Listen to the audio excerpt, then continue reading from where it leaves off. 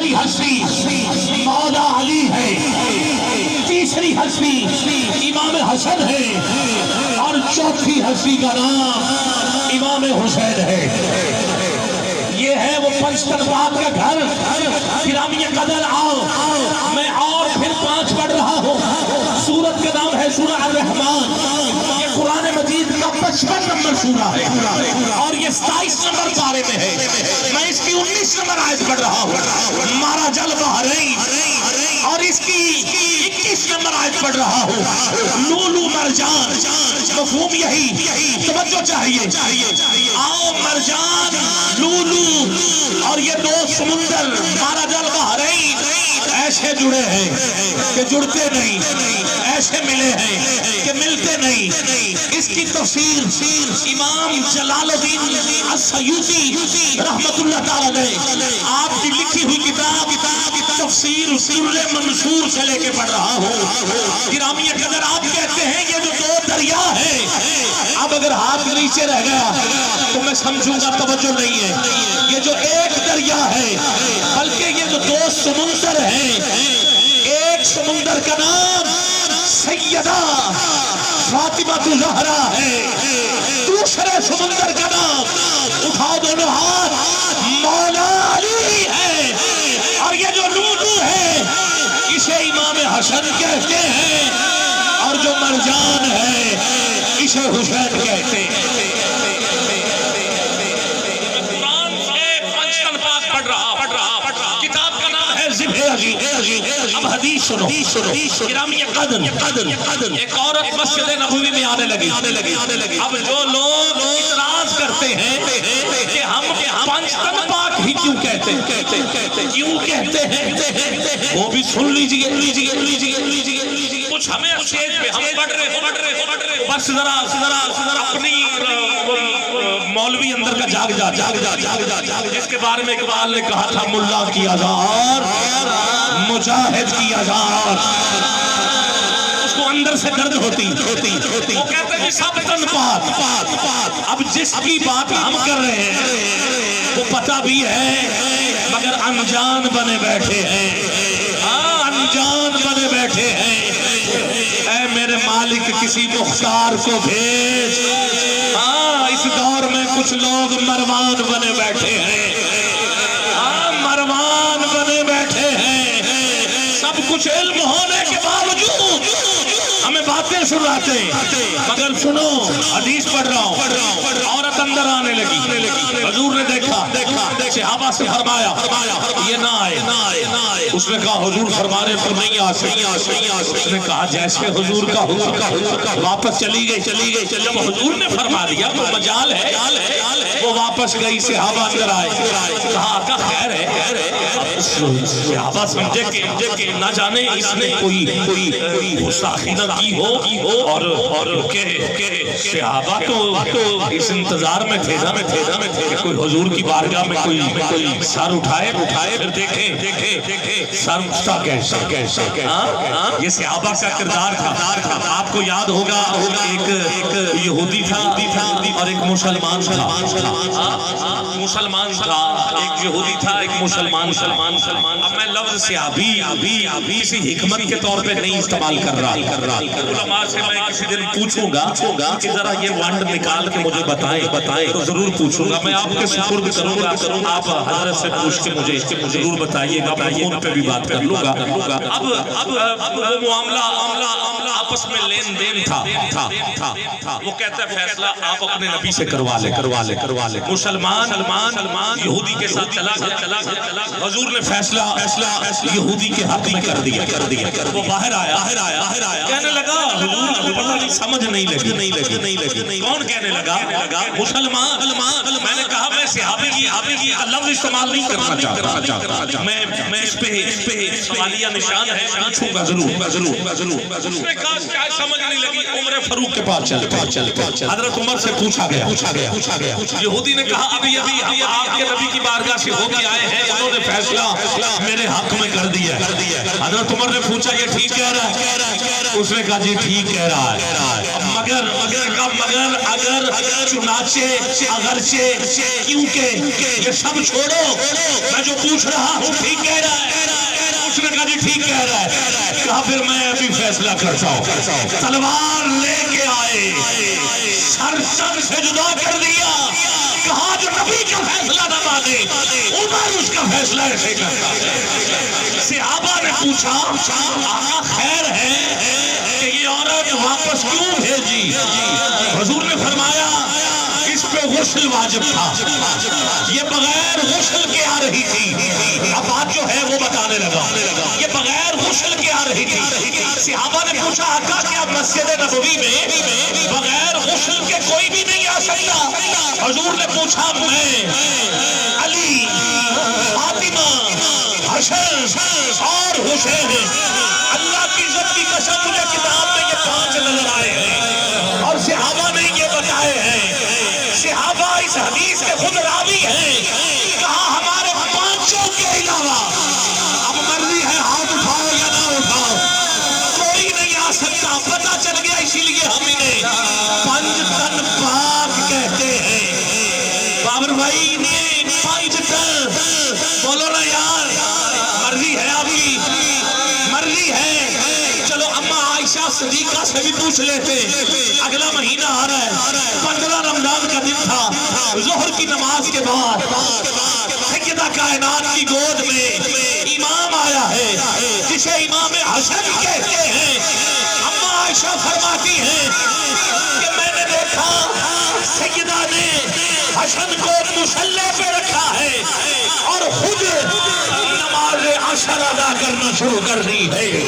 ہماری فقہ کے نزدیک 40 دن نہ عورت نماز پڑھ سکتی ہے نہ روزہ رکھ سکتی ہے. مغرب ہوئی، کھجور لی، پھر روزہ بھی افطار کیا ہے. کائنات میں یہ گھر وہ گھر ہے جن کا نہ کبھی روزہ ٹوٹا ہے نہ کبھی مصلی چھوٹا ہے. اسی لیے یہ 5 تن پاک دعویٰ ہے میرا نعرے جہنم سے بری، دعویٰ ہے میرا نعرے جہنم سے بری ہوں، دعویٰ ہے میرا نعرے جہنم سے بری ہوں.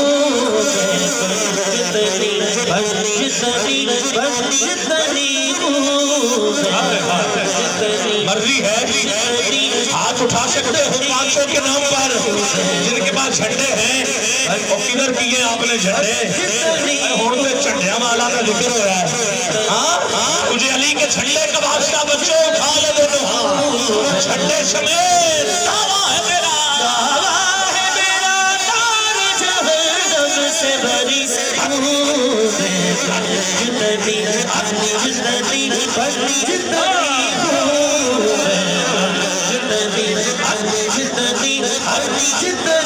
بیدم یہی تو 5 ہیں مقصود کائنات، خیر النساء حسین و حسن، مصطفیٰ علی اور اعلیٰ حضرت. آپ فرماتے ہیں کیا بات رضا، کیا بات رضا، اس چمنستان کرم کی زہرا ہے کلی جس میں حسین اور حسن پھول.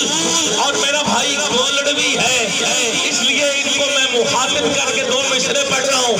میں ہوں غدائے اونچائے آل نبی نصیر پیر نصیر الدین شاہ صاحب. میں ہوں غدائے اونچائے آل نبی نصیر. دیکھے تو صحیح نعرے جہنم لگا کے ہاتھ. دعویٰ ہے میرا نعرے جہنم سے بری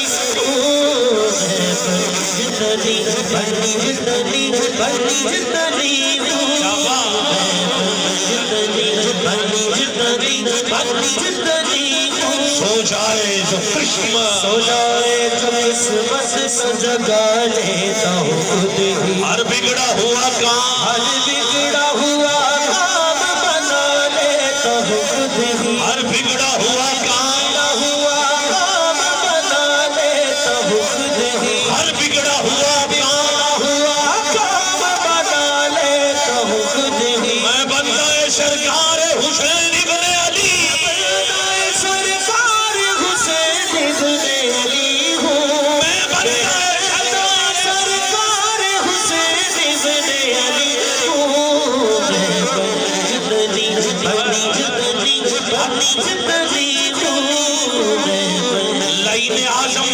بھڑکنا اتنا، لعین اعظم بھڑکنا اتنا، اب بانٹ لیتے ہیں وقت اپنا، لعین اعظم بھڑکنا اتنا، اب بانٹ لیتے ہیں وقت اپنا، عتبہ شیبہ ولید تیرے بس ایک شہ مشرقین میرا، عتبہ شیبہ ولید۔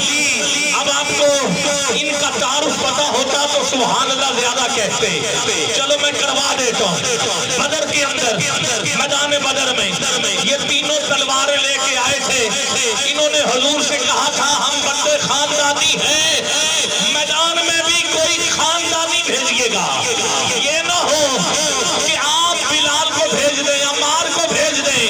حضور نے کہا تم خاندان کی بات کر رہے ہو، سنو میں پھر اپنے خاندان سے بھیج رہا ہوں، میں اپنے خاندان سے بھیج رہا ہوں۔ اب حضور کا خاندان تین بندے حضور نے بھیجے، تینوں کے مقابلے میں پہلے ان تینوں کا تعارف سنو یہ کون تھے، پھر جو گئے ہیں ان کا سنو وہ کون تھے۔ یزید کی دادی کے والد کا نام ہے عتبہ، یزید کی دادی کے چچا کا نام ہے شیبہ، یزید کی دادی کے بھائی کا نام ہے ولید۔ اب جو ادھر سے بھیجے آؤ نام سنو، حضرت امیر حمزہ بن عبد المطلب، حضور کا خاندان جا رہا ہے۔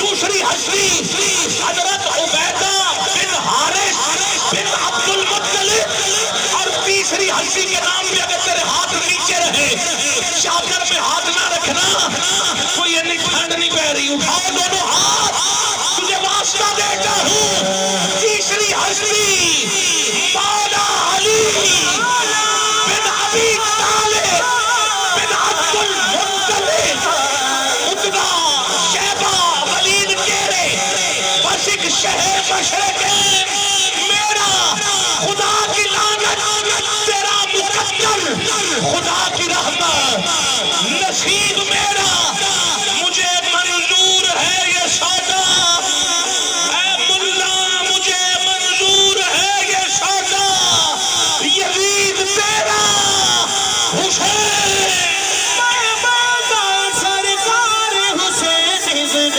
علی ہوں، میں سرکار حسین ابن علی ہوں،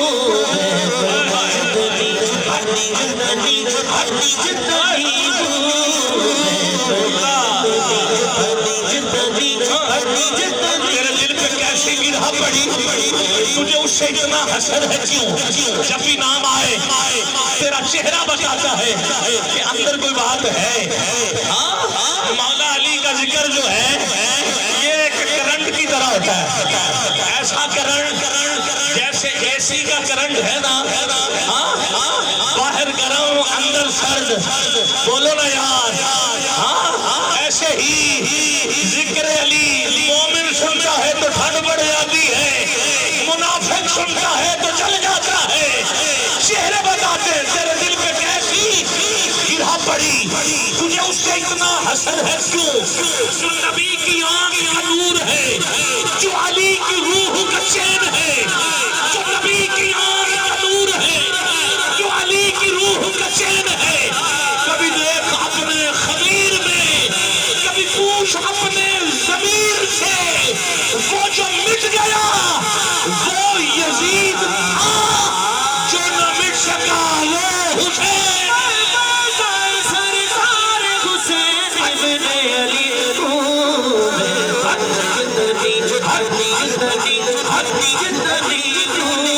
وہ جو مٹ گیا وہ یزید تھا، جو نہ مٹ سکا، سارے بولو نا یار، جو نہ مٹ سکا وہ حسین بول رہا ہے نا، چلو دونوں ہاتھ اٹھائیں گے ہم، اٹھاؤ ذرا، وہ جو مٹ گیا وہ یزید تھا، جو نہ مٹ سکا وہ حسین ہے، حسین ہے۔ جوش میں علی آبادی کہتے ہیں کیا صرف مسلمان کے پیارے ہیں حسین؟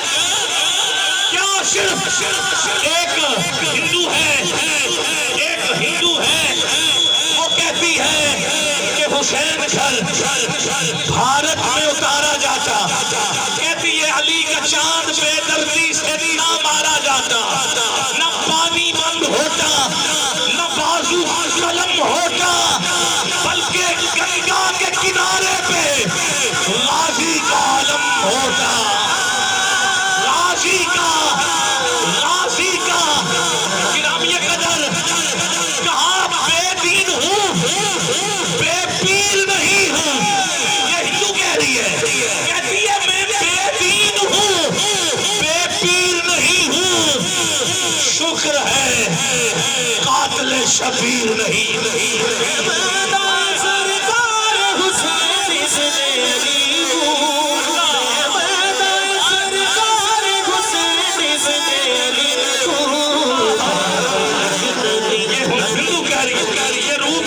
میں پھر کہہ دیتا ہوں کہتی ہے بے دین ہوں بے پیر نہیں ہوں میں بے دین ہوں بے پیر نہیں ہوں شکر ہے کہ میں قاتل شبیر نہیں ہوں جوش علی آبادی اسی پہ تو بولا ہے کیا صرف مسلمان کے پیارے ہیں حسین جوش کہتا ہے شرف روح بشر کے سارے ہیں حسین گرامی قدر یہاں مجھے گرو نانک یاد آ گئے آپ سے کسی نے پوچھا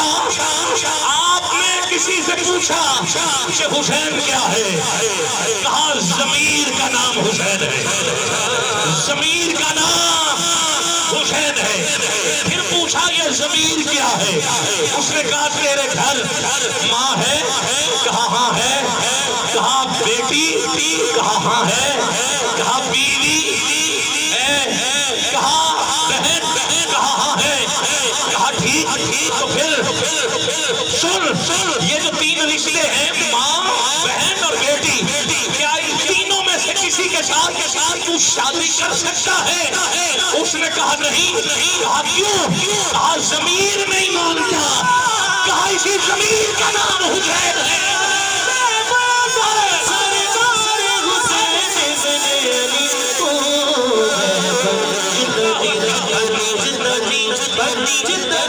اسی ضمیر کو حسین کہتے اسی ضمیر کو حسین کہتے جوش کہتا ہے